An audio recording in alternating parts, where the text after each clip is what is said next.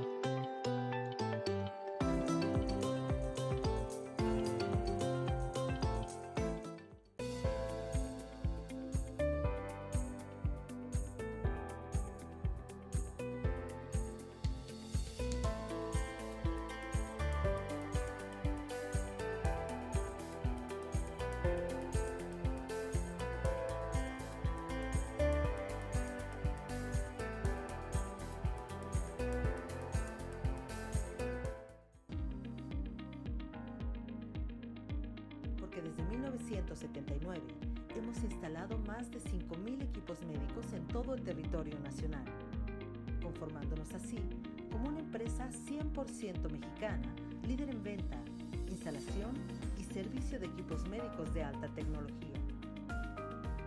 Somos distribuidores de las marcas más prestigiosas a nivel mundial en las especialidades de radiología, ultrasonido, mastografía, tomografía, imagen molecular y radioterapia.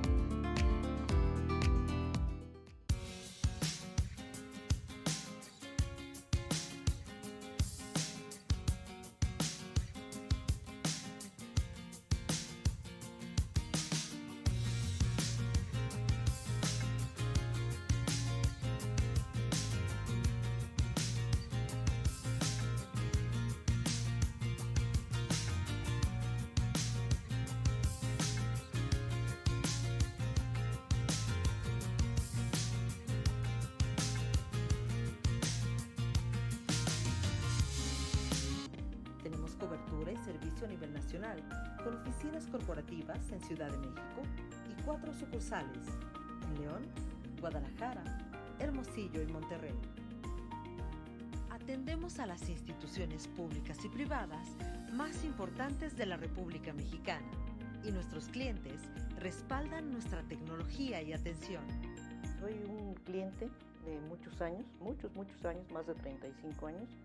Estoy gratamente agradecida por las imágenes que me han permitido hacer mi trabajo, pues en la forma más eficiente y rápida. Gracias a esto, hemos podido mantener nuestra promesa con las y los mexicanos. Y lo seguiremos haciendo. Queremos estar más y mejor preparados. Queremos seguir siendo un referente cuando se hable de salud y calidad de vida en México. Y enfrentar con herramientas novedosas los retos que vienen adelante.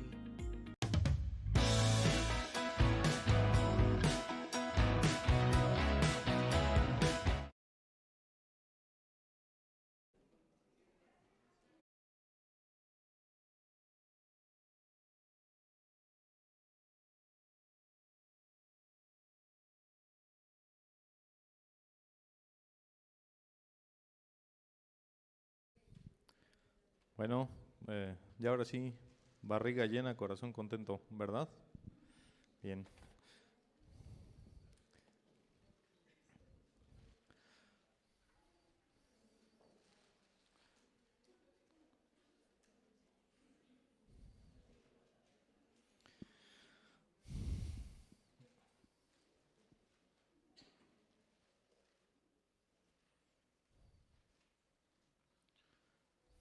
Bueno, ojalá que no nos vaya a dar la marea alcalina o el mejor conocido como el mal du porc, ¿verdad? Si se duermen, nomás no ronquen mucho, por favor. Bueno, les presento al doctor César Hernández, médico radiólogo con muy buenas prácticas. Trabaja con nosotros en el fin de semana, la jornada acumulada. Tiene excelentes diagnósticos y un tema que le gusta mucho y que seguramente le vamos a aprender mucho. Doctor César, muchas gracias. Gracias, doctor. Ok. Bueno, pues como dice el doctor, soy el doctor César Hernández, médico radiólogo certificado también por el Consejo. En esta ocasión me permitieron exponer esta clase que es traumatismo maxilofacial. Creo que más de un médico de atención primaria, de estar en contacto con el paciente, como lo son la mayoría de ustedes, se han enfrentado a este reto de saber, en primera, qué estudio puedo pedir, cuál es el estudio más fácil o el que tengo una accesibilidad para poder diagnosticar traumatismos maxilofaciales.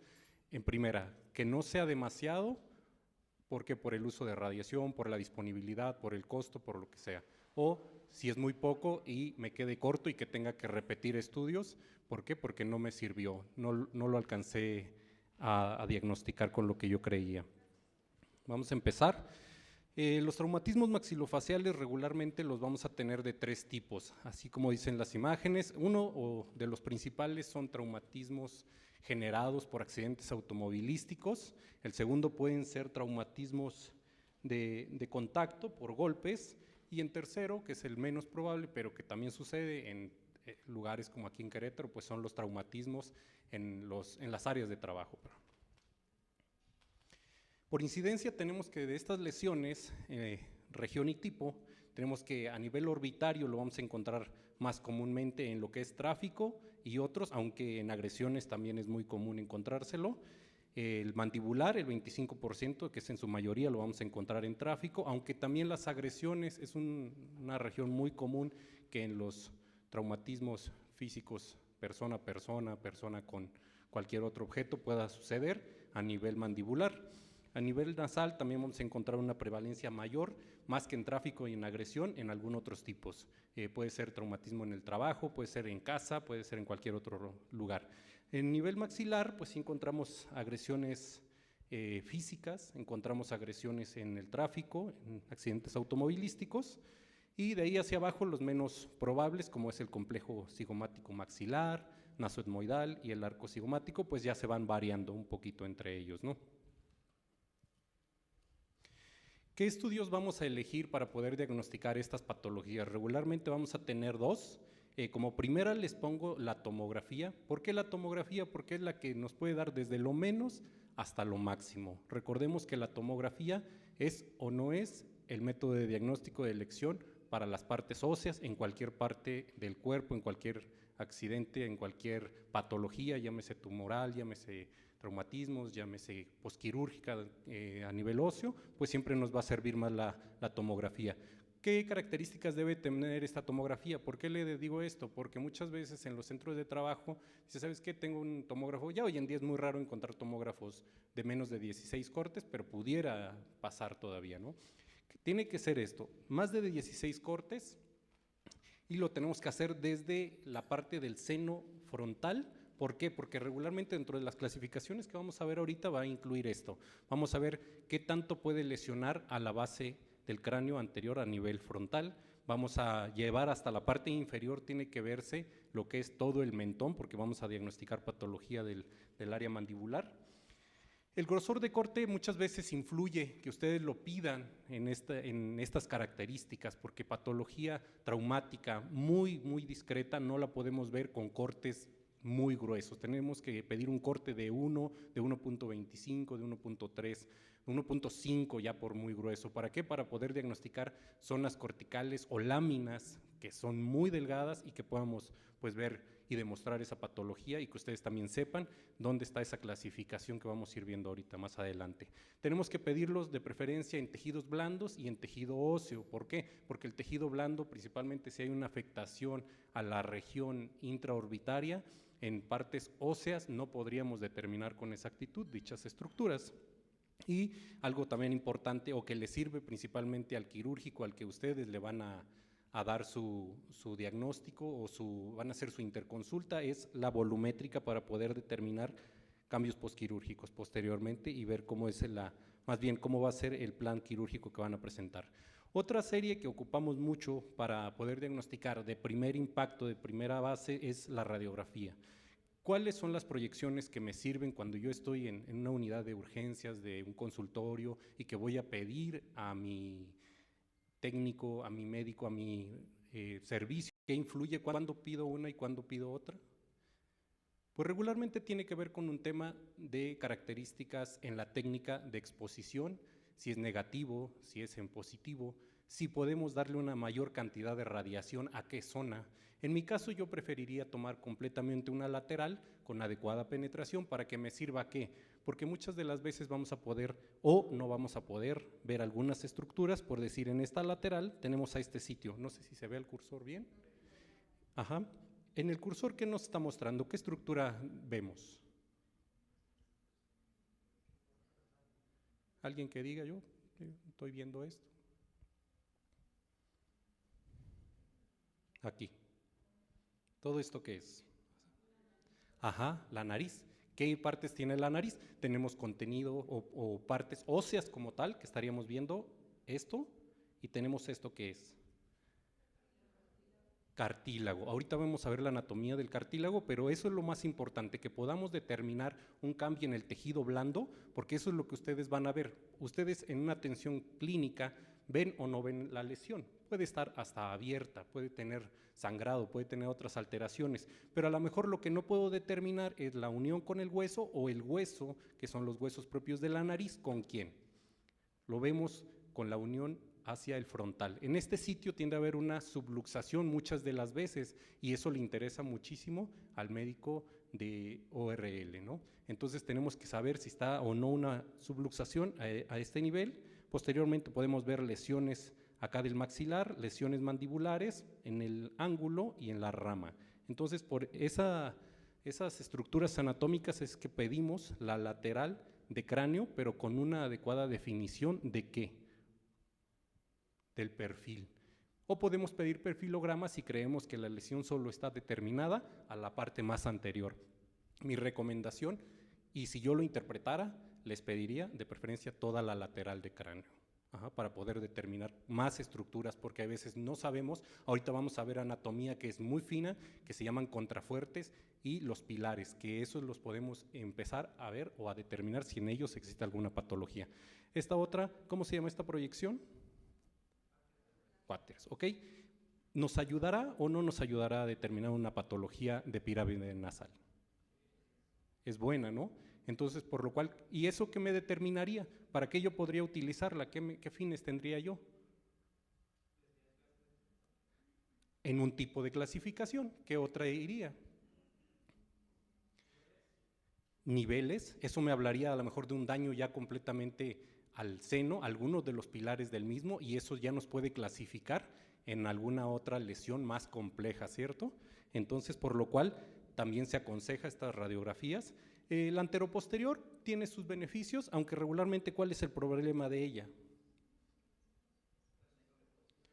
Sobreposición de estructuras, que nos va a limitar algunas, o nos va a hacer, digamos, imágenes compuestas, por lo cual no la vamos a utilizar de primera instancia, tal vez. Bueno, vamos a hablar ahora sí un poco entrando en materia de anatomía de forma rápida, que vamos a encontrar unas estructuras que se llaman contrafuertes, más bien son regiones en las cuales van a haber articulaciones óseas que nos van a permitir dar una estabilidad o probablemente sea un sitio de mayor lesión. ¿De qué dependerá? Del tipo de traumatismo que lleve el paciente. Tenemos horizontales y verticales. Como horizontales tenemos 4, que es el transversal supraorbitario, que va a componer anillos supraorbitarios y la unión nasofrontal, que era la que platicábamos. Muchas veces no le ponemos atención, pero más sin embargo, ver un espacio amplio en esta nos puede estar ya dando una característica no de fractura, pero sí de una alteración articular como tal. Tenemos otro que es el maxilar superior. Esta es una porción como tal escamosa del temporal en la unión nasofrontal, y tenemos el arco cigomático. El arco cigomático, ahorita como veremos anatómicamente, es una estructura, aunque no es muy grande, todo lo que es malar y cigomático, tiene una característica muy importante, lo veremos en clasificación de Lefort. Encima de tenemos el transverso maxilar inferior. Esto es arriba de las estructuras dentales. A esa región, ¿cómo le vamos a llamar? Región alveolar. ¿Okay? Entonces, encima de este borde dental alveolar, también vamos a tener una extensión ¿a qué? Al paladar duro. O sea, ¿qué quiere decir? Que cuando tengamos una lesión a este nivel, tenemos que incluir siempre la valoración del paladar duro. Y por último, tenemos el transversal mandibular inferior. Lo hablaremos en la patología de mandíbula como tal. Vamos a hacer un... Miren, anatómicamente lo vamos a ver ya en ese esquema, en lo cual tenemos el supraorbitario. ¿Sí se ve el cursor? Entonces tenemos al supraorbitario, es horizontal. Tenemos a que es el maxilar superior. ¿Con quién se articula acá? Con los huesos propios de la nariz. Y se va hacia acá. ¿Qué hueso es este? El cigomático, ¿ok? Y tiene una rama de articulación, ¿con quién? Con el maxilar, ajá. Ipsilateral de cada uno de ellos. Por último, dentro de los que podemos clasificar primeramente, es al maxilar inferior. Lo tenemos a esta altura, por arriba de los dientes como tal. Aquí hay una cresta, que es la cresta nasal. Esos fueron los horizontales. Tenemos 3 verticales. Estos 3 verticales vamos a tener el que es lateral, que son molares posteriores, lleva al cuerpo del cigoma, y el anillo orbitario externo. Esta es una sutura que es la cigomático frontal, y también lleva una porción posterior que ya va hacia lo que conforma al anillo de las paredes orbitarias y maxilar. Tenemos que ver qué es lo que se articula lateralmente. ¿Qué es esta? ¿Qué hueso es? ¿Perdón? Frontal, ¿no? Tiene una extensión, una apófisis en la cual se va a articular con cigomático. Es una apófisis cigomática. Ajá. Y luego va a discurrir ¿hacia qué?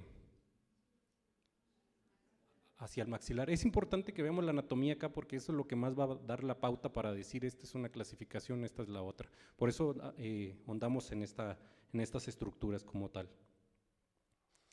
Luego tenemos el vertical maxilar medial. Va desde la espina nasal anterior, va a recorrer hacia el anillo orbitario medial, a la unión nasofrontal, que ya hemos hablado de ella, y va a pasar lateralmente al hueso nasal. En color más claro, más amarillo. Vean, desde maxilar, forma parte del anillo medial de la órbita, pasa lateral ¿a quién? Al hueso nasal, y aquí es la unión frontonasal. Y por último, de esta anatomía, que no vemos como tal en estas reconstrucciones, es la unión, es el vertical maxilar posterior, esta es la unión pterigomaxilar. ¿Alguien se recuerda anatómicamente lo que es la apófisis pterigoides? ¿Sí? ¿Perdón? Del esfenoides, ok. ¿Y es una estructura grande o pequeña? Es pequeña, no tiene una estructura tan robusta ni nos da.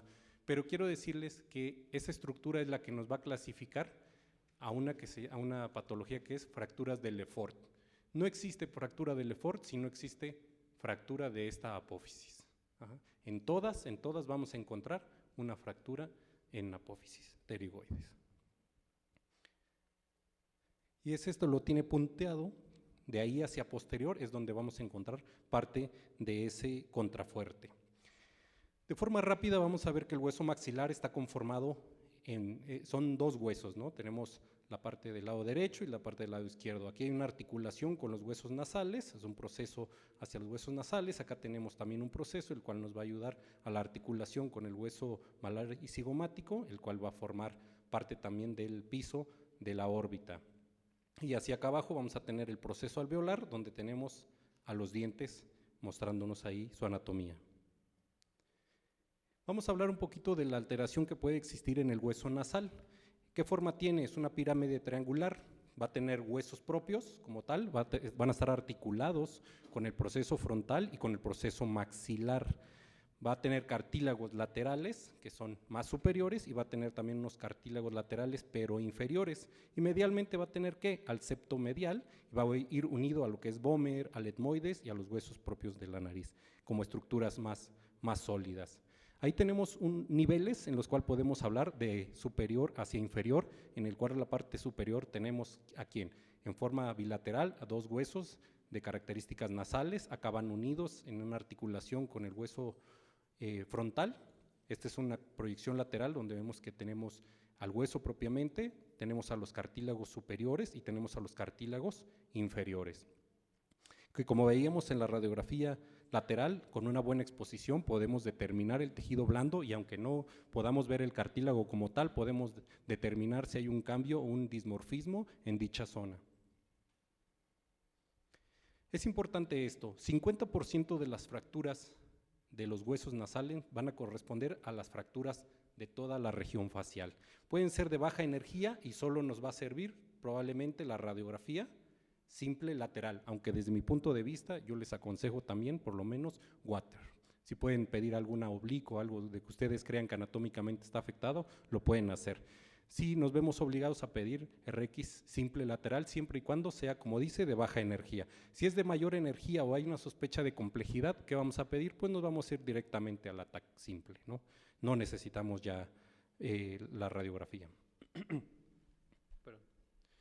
Hay una clasificación que se hizo de Strang y Robertson, lo cual lo va a clasificar en tres, que es lateral y oblicua. Lo mencionan en una subclasificación juntos y tenemos otra frontal. ¿Esto qué va a decir? Vamos a ver cómo es que sufrió el traumatismo ese paciente. Puede ser de tipo 1, en el cual solo va a ser unilateral, pero existe o no, en este caso con depresión ósea.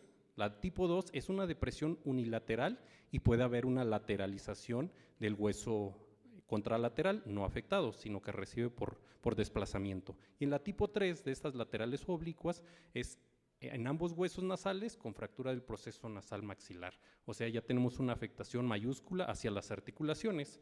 Cuando es un traumatismo frontal vamos a encontrar el tipo 1, en el cual volvemos a lo mismo, es puramente cartilaginoso.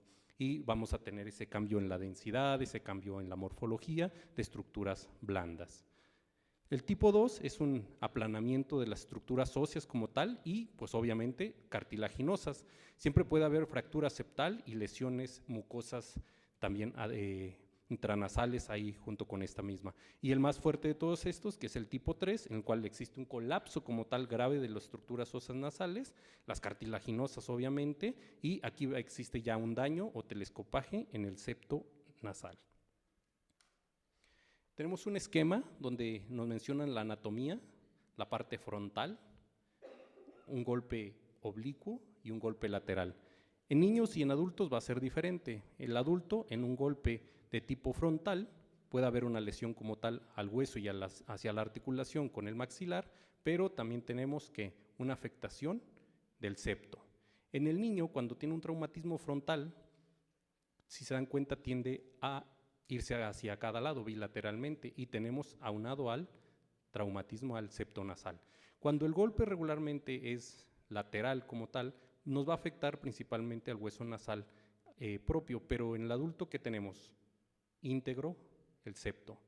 En el niño también pasa lo mismo. ¿Qué es lo único que sucede con este? Es que tiende a haber un mayor desplazamiento del hueso a nivel de la articulación con el maxilar.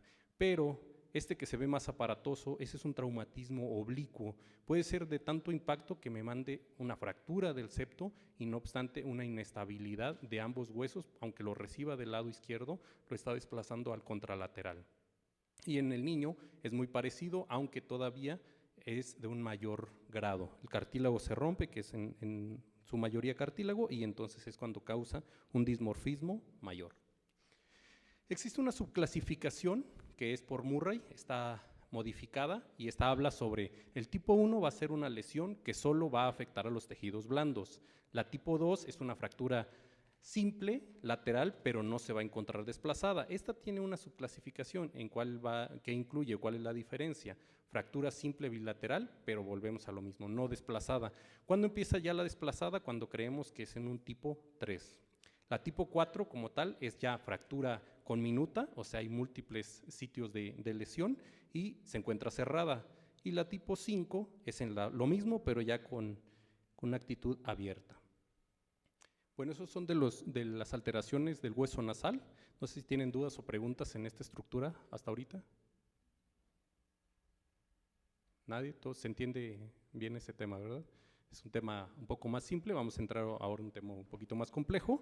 Anatómicamente tenemos aquí, ¿qué? A la mandíbula. ¿Cuáles son las estructuras de la mandíbula? De forma rápida, la rama, el cuerpo y la región mentoniana, que también lo vamos a llamar sínfisis, y lateralmente para sínfisis tenemos acá un reborde, un proceso alveolar. Acá en la parte de la rama tenemos articulaciones como es el proceso condilar y el proceso coronoideo. Son sitios lesionables muy comúnmente. ¿Qué creen que es la causa más común de lesiones como estas? Lo veíamos al principio, pueden ser traumatismos y muchas de las veces pueden ser golpes. Un golpe por un enfrentamiento contra alguna estructura también puede ser. Esta imagen aquí nos muestra algo especial. ¿Qué es esto? Es el tercer molar. ¿Qué creen que sucede con ese tercer molar? Anatómicamente es un sitio de mayor sensibilidad ante un golpe. ¿Y qué va a suceder? ¿Qué estructura es ahí anatómicamente? ¿Perdón? El ángulo. Ajá. Entonces, ¿qué considera el ángulo? Un sitio de mayor probabilidad de fracturas. Ajá. ¿Por qué? Por tener el tercer molar ahí. ¿Okay? Entonces, esta imagen que nos demuestra una fractura a nivel del ángulo, ¿cierto? De hecho, está hasta fracturado la estructura molar, ¿cierto? ¿Y cómo se va a clasificar estas? Tenemos estas clasificaciones, tenemos fracturas de tipo abiertas, tenemos cerradas, pueden ser simples, en la cual vamos a ver ahorita la diferencia con la abierta, la compleja con minuta, las que van a existir una como subclasificación que son favorables y no favorables. Vean qué bonita imagen esta. ¿Cómo creen que se llamen esta? Es una fractura en cuña. Ajá. Pero ¿qué otra característica tiene dentro de esta clasificación? ¿Hacia dónde se fue? Al proceso o al receso alveolar de la mandíbula. Eso no la va a clasificar en qué, ya no en simple, no la va a clasificar en abierta. ¿Abierta a qué? A la cavidad oral. Ajá. Por eso lo mandamos así. Otra abierta a la cavidad oral, pero con un subtipo diferente, es la de bloque. ¿Y esta? ¿Cómo le llamaríamos a esta? Conminuta, y está multifragmentada, pero a la vez no está separados, o sea, no están desplazados como tal. Pero ¿cómo creen que va a tener esa recuperación ese paciente? ¿Es buena? ¿Es un buen pronóstico? ¿Qué lo haría desfavorable? ¿Quién me dice anatómicamente qué lo haría desfavorable? Si se dan cuenta, estas son estructuras tan pequeñas que no podemos ahondar con todas y cada una de ellas. Pero ¿qué tendríamos en este sitio que menciona en esta imagen? Músculos. ¿Y qué van a hacer los músculos ante un traumatismo? Sufren un proceso inflamatorio y una reacción. Ajá. Por lo cual, ¿qué va a hacer? Elevación de la estructura separada. Y eso lo va a convertir ¿en qué? En no favorable. Ajá. Y esta que es, logró ser favorable. Ajá. Está más hacia el cuerpo y pues va hacia abierta, ¿no? Esta es una fractura es una fractura simple porque pareciera que llegara al borde alveolar, pero no completamente. Entonces es una fractura simple. ¿Qué hacemos con ella? Pues bueno, probablemente pueda ser hasta conservadora, ¿no? Estas fracturas pueden ser por golpes directos a nivel de la sínfisis, o que es el mentón, puede ser el cuerpo y el ángulo, pero vuelvo a lo mismo, la inserción del tercer molar produce debilidad en el ángulo, por el cual es un sitio más comúnmente lesionable. Fracturas dentoalveolares con extensión a este sitio se clasifican como abiertas, lo que ya habíamos visto, y las fracturas del cuerpo, cráneo caudal y posterior anterior, son más inestables, que son las de anteroposterior. Eso tiene que ver de acuerdo a cómo se generó el traumatismo. Por zonas de fracturas, volvemos a lo mismo. ¿Qué se fractura más? Ángulo, en un 20 a 33%. Luego el cuerpo, cóndilo y cuello, podría subir un poquito el porcentaje por ser unas zonas con corticales poco más débiles, con una estructura ósea más delgada, por lo cual nos llevaría probablemente a esta lesión. Estas son reconstrucciones volumétricas, en los cuales nos muestra cuál sería esta clasificación. Abierta. Ajá. Si hubiera sido simple, hubiera llegado hasta acá, ¿no? Pero ¿esta qué es? Tenemos una abierta, tenemos una a nivel del ángulo y tenemos esta que es una desfavorable, ¿no? ¿Esta qué estructura está rota? A nivel de la apófisis, coronoides. ¿Y esta? ¿Es un reto o no es un reto cuando creemos que puede haber una alteración hacia la articulación temporomandibular? Creo que todos hemos tenido. ¿Y qué pido? ¿Qué proyección me va a servir? Ajá. Regularmente pueden ser proyecciones que ya hablamos, junto con la lateral. ¿Y qué otras creen que sirvan? Oblicuas. Ajá. Pueden pedirla con boca abierta o con boca cerrada, de acuerdo al paciente, si se permite o no. Si creen que está inestable, ¿van a abrirle la boca? Para nada, ¿no? Pero nos podría iniciar a servir. Pero yo, ¿qué les recomiendo? ¿Cuál sería el mejor actuar? Una tomografía, y nos dejamos de que a ver si sale, si se ve o si no. ¿Qué podemos encontrar como complicaciones? Pues alteraciones trifocales, parasinfisiarias, los cuales van a hacerse inestables, bicondilares, que obviamente van a desarticular completamente el órgano, así como las que sean bilaterales a nivel del ángulo, que ya tendría que ser demasiado, y es el sitio más común de lesión, y pues que hay una pérdida del soporte anterior de la lengua, por lo cual va a haber unas contracciones musculares, que es lo que estábamos hablando. ¿A qué nos va a llevar esto? A una retracción como tal y desplazamiento posterior de la lengua, que es la glopsitis, y el hematoma sublingual y mandibular, así como el intraoral. ¿Qué creen que pasa cuando ustedes como clínicos ven que hay un hematoma? Clínicamente eso yo no lo puedo determinar en la radiografía, pero ustedes sí a la exploración. ¿Eso es urgente, sí o no? Es muy urgente. Ajá. El ver este hematoma en ese sitio.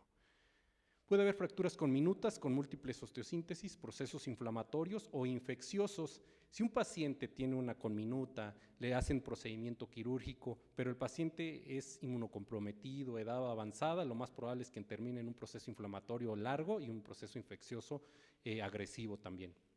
¿Cuál es otra complicación que puede llegar? Es una mala oclusión, alteraciones en la salivación, apnea obstructiva del sueño y pues obviamente dolor crónico. Terminando con lo que es la mandíbula, ¿tiene alguna duda, pregunta? ¿No? ¿Seguimos? ¿Qué hueso es este? Cigomático. Tiene 3 zonas de articulación. Esta sería con el maxilar, con el frontal y con el arco cigomático, ¿cierto? Que sería la parte temporal. Estas fracturas las vamos a clasificar en tipo A, tipo B y tipo C, según Zinks. La tipo A tiene subclasificaciones, es poco probable, tenemos un 8% que sea una fractura incompleta, la vamos a clasificar de acuerdo a las lesiones que pueden tener sus pilares. ¿Qué son pilares? Las estructuras internas que le llevan a tener una estabilidad ósea o no, puede ser desde el cuerpo o lateralmente hacia las zonas de articulación. Las fracturas completas pueden ser la afectación de los 4 pilares, esto es lo que nos encontramos más comúnmente, y puede haber ya desplazamientos de esta. Esta lesión puede ser por traumatismo directo de golpe. ¿En dónde lo podríamos encontrar más comúnmente? ¿En una agresión? Ok, ¿qué otro? ¿En automóvil creen que suceda mucho esa? Puede suceder en cualquiera, pero no son de los primeros tipos. ¿Okay? Regularmente en accidentes de trabajo, es comúnmente los accidentes de trabajo en ese sitio, por ser una prominencia. ¿Ah? ¿Perdón? En peleas y en el trabajo puede ser, ¿no? La pelea es muy, muy común que exista esta. Y vamos a tener la tipo C, que es una afectación de los pilares, pero ya propiamente con alteración del cuerpo del zigoma. Esta es la segunda en probabilidad. Esta clasificación, la B y la C, pues son quirúrgicas de acuerdo al grado de desplazamiento. ¿Por qué? El grado de afectación puede ser inferior al borde inferior y al piso de la órbita. ¿Esto qué nos va a llevar? ¿Qué es lo que nos puede generar a nivel del ojo? Pues que se mueva 2 centímetros cuadrados del cuerpo del malar y hay un desplazamiento posterior mayor a 1 centímetro también del cuerpo del malar. ¿Esto qué nos puede también llevar? Ese desplazamiento, si corresponde a una medición más de 3 milímetros, que es, en oftalmos, ¿qué es? Pero aquí, ¿qué sería? ¿El ojo está sumido o la órbita está más exteriorizada? Ajá, pero va a simular esto. Y esto nos va a llevar a otras complicaciones, ¿cierto o no? ¿Qué complicaciones anatómicas podríamos encontrar en estas? Mala posición del hueso y que así se quede, pero eso nos puede llevar a un enoftalmos. Pero ese enoftalmos nos va a llevar a esto. Alteraciones visuales, sensoriales persistentes y que pueden afectar ¿a quién? Al nervio infraorbitario. Y no nada más al nervio, ¿qué estructuras intraorbitarias podríamos encontrar? Recordemos que las fracturas orbitarias como tal, que esta ya entraría dentro de una clasificación, ¿sí o no? Como tal de la órbita, porque está formada ¿por quién?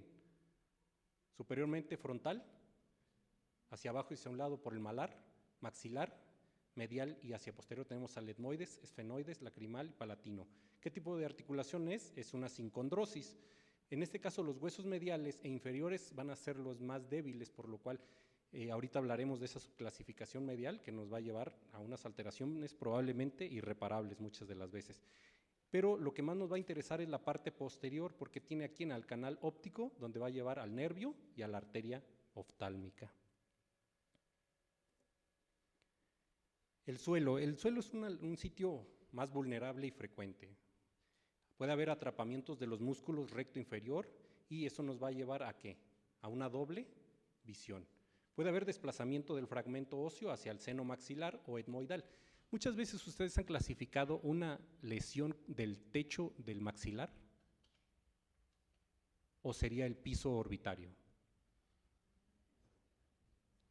Hablaríamos como tal del piso orbitario, ¿cierto? Ya que el seno como tal es una cavidad ¿qué?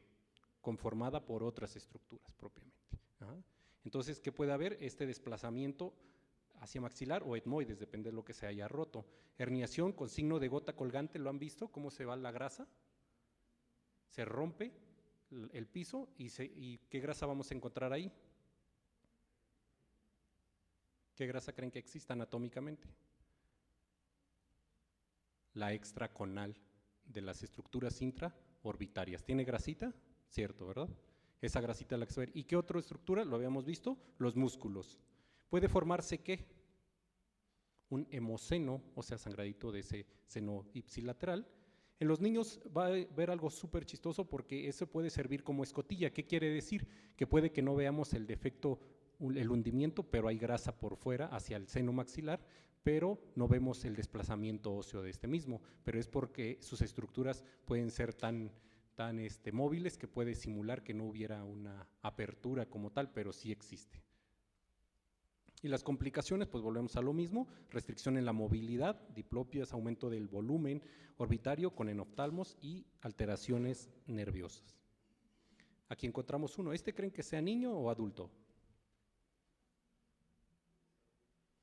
Recordando lo que ya vimos ahorita. ¿Es un adulto? ¿Hay desplazamiento? Sí, del piso, ¿no? ¿Y qué tenemos aquí? ¿Mande? ¿Esto es grasa o esta podría ser grasa? Recuerden que la grasa es más hipodensa, ¿no? Esto tendría que ser, puede ser densidades hemáticas, llevándonos a un hemoceno, proceso inflamatorio. Tenemos a que es un músculo, que es el inferior, y acá, ¿qué cree que sea? ¿Qué tiene el seno? Aire. ¿Podría ser aire? Sí, a nivel extraconal, ¿no? Medialmente, ¿qué tenemos? Atrapamiento del músculo recto, que nos puede llevar a esto, que se llama pseudosíndrome de retracción de Duane, lo cual hace una alteración de este músculo, nos deja inmóvil prácticamente, y una mala posición ocular. La pérdida de la continuidad de la línea recta de la pared del etmoides es la que nos va a llevar a estas alteraciones. ¿Qué puede coexistir en este tipo? Existencia de gas, sangrado o fragmentos en el espacio extraconal. Aquí tenemos dos ventanas, ¿cierto? Tenemos una ventana ósea y tenemos una ventana de tejidos blandos. Por eso es que al principio le comentaba que de preferencia hay que verlos en los dos. Si ustedes no ponen atención a esto, podemos omitir estas cosas. Ajá. ¿Qué tenemos acá? Tenemos densidades hemáticas. ¿Tenemos qué? ¿Qué es esto? Fragmento óseo, y aquí estas flechas van a señalar parte que tiene acá el etmoides. Aire, ¿no? Entonces también, al igual que lo vimos en la parte del suelo, tenemos lateralmente esta afectación. Fracturas orbitarias laterales. Puede ser un golpe directo por lo regular, va a haber una extensión a lo que ya habíamos visto, que es la apófisis zigomática en la unión con el maxilar, que nos conforman parte del piso y de la estructura lateral. Aquí hay que hacer una medición de preferencia del ángulo que se forma en ese sitio. Puede haber una afectación de estructuras orbitarias y, lo más importante, que esa extensión no se vaya hacia posterior. ¿Hacia qué? Al nervio óptico, arteria también que pasa por esa zona, porque ya se convertiría en ¿qué? En una emergencia por una compresión y lesión. A nivel orbitario superior, lo más común es en niños, tienden a pegarse en el reborde. Hay una asociación de lesiones con las intracraneales, principalmente en adultos, y puede haber una pérdida de volumen llevándonos con exoftalmos. Va a haber posteriormente el piso puede bajar, el techo puede bajar, y eso hacer que haya una salida del globo ocular como tal. Podemos encontrar igual neumoencéfalo, hematoma intracraneal y esto importante, fuga de líquido cefalorraquídeo, un síndrome compartimental y compromiso del nervio. Vean, tenemos aquí el hundimiento, tenemos densidades aire, lo cual ya creemos que está en la parte del frontal. Y vamos a ir rápidamente a unas fracturas más complejas que se llaman, yo creo que hemos escuchado todos, Lefort. Este es NOE, que es una lesión naso-orbitoetmoidales, por ser unas zonas muy cruentas, una zona muy delgada, lo cual nos lleva a algunas alteraciones, principalmente fracturas no reconocibles. Hay mecanismos de alta energía, por lo cual pueden ser en accidentes de tráfico. También las agresiones están incluidas y hay accidentes laborales en un 10%. Esto puede haber asociación entre ellas mismas, podemos encontrar Lefort y podemos encontrar nasoorbitarias. ¿Ya se acuerdan de esta clasificación de Lefort? ¿Tenemos cuántas? 3. ¿Y creen que existe una cuarta? Ya lo veremos. ¿Cómo se ven acá?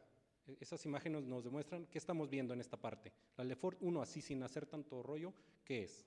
Una alteración que incluye a ¿qué? Al maxilar hacia su ¿qué? ¿Qué contrafuerte era ese? ¿Se acuerdan? Maxilar inferior, ¿cierto? Era el contrafuerte maxilar inferior. Por eso era la necesidad de conocer anatómicamente este. El segundo que nos va a llevar, maxilar superior, ¿cierto? Que va articulado con ¿qué? Con malar y con huesos propios de la nariz. Y la tipo 3, ¿qué es? Una afectación que ya nos incluye las articulaciones en el arco cigomático, en la articulación ¿con quién? Con frontal alteración en el piso de la órbita, alteraciones hacia la unión del nasal con el frontal y que va a incluir toda esta. Desarticula o no la parte de la cara casi prácticamente, en su mayoría, ¿no?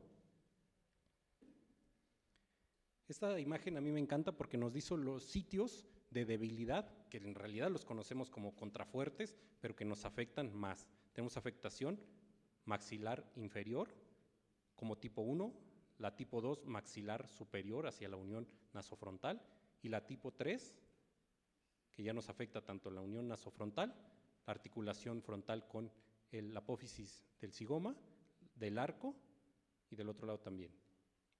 Pero no mencionamos dentro de esta a las mandíbulas. Bueno, a la mandíbula, ¿cierto? Pueden haber concomitancias o asociaciones dentro de estas, por decir la fractura Lefort tipo 1 que incluiría ¿qué? Solo maxilar. Lefort 2 que incluiría ¿qué? Maxilar superior. Y puede haber alteraciones de los pilares. ¿Qué son los pilares? Podremos hablar de una forma rápida a las paredes que conforman a los maxilares, ¿sí?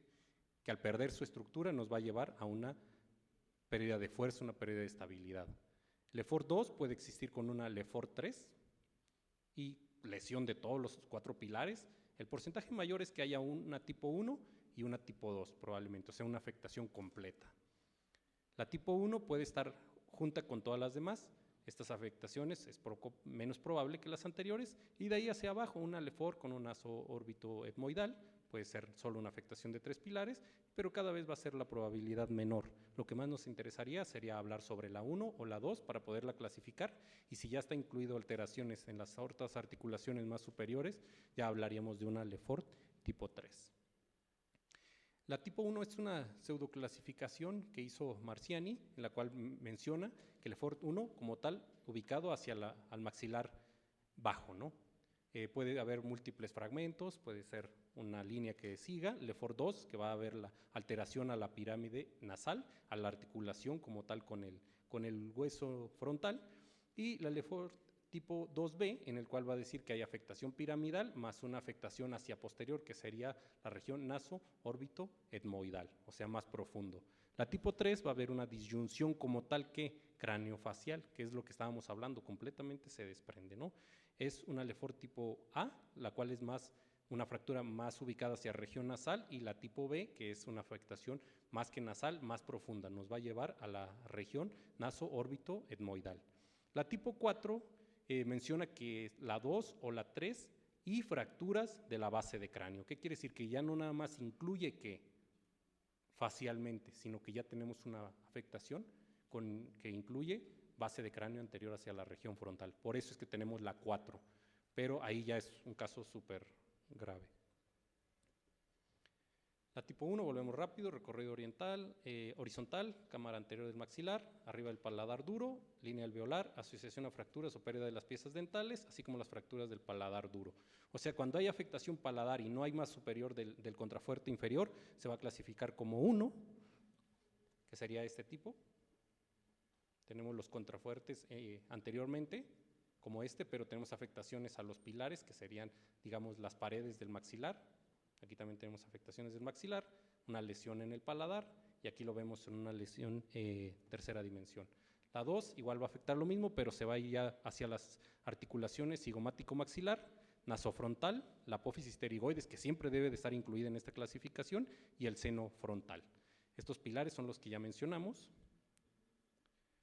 Y la tipo 2, aquí vemos frontalmente vemos del maxilar cómo está roto, vemos la apófisis pterigoides que está rota, lateralmente hacia el malar y la parte inferior de la órbita.